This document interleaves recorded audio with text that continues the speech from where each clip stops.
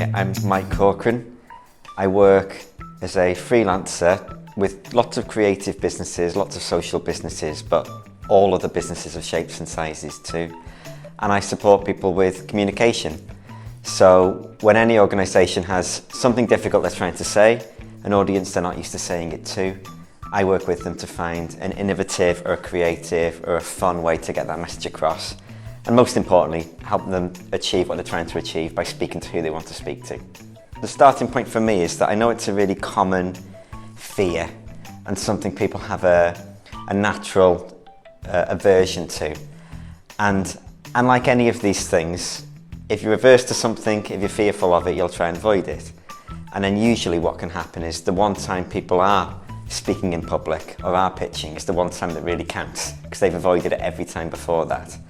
And so for me, there are two really important things. Firstly, it's to encourage people to take every opportunity they have to speak in public, because if they can get that experience in and make those mistakes and have those failures in the low risk, unimportant situations, they'll be far more resilient by the time they get to the important, high stakes situations.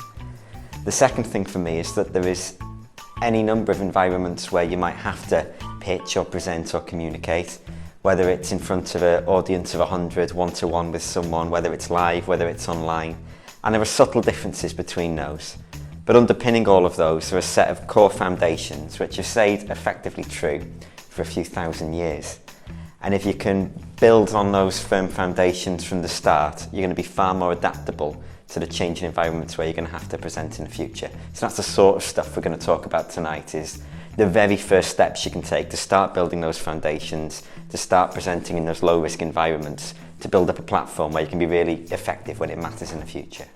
I think this is particularly important for freelancers, whether they're going to be making films or working in a different role within the film industry or creative industries, because freelancers often have to wear many different hats at many different times.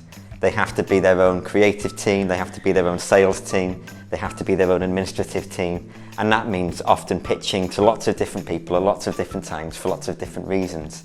Another interesting side effect of all this I've learned through my experience, reflecting on how this has helped me in my world as a freelancer myself, is that the better you get at communicating to other people what you're trying to do, the better you actually get at communicating that stuff to yourself too. And when people can really develop the skills of clearly articulating themselves, helps them to think more strategically about their own professional direction. And that should help them come up with clearer ideas and better decisions for their businesses as well.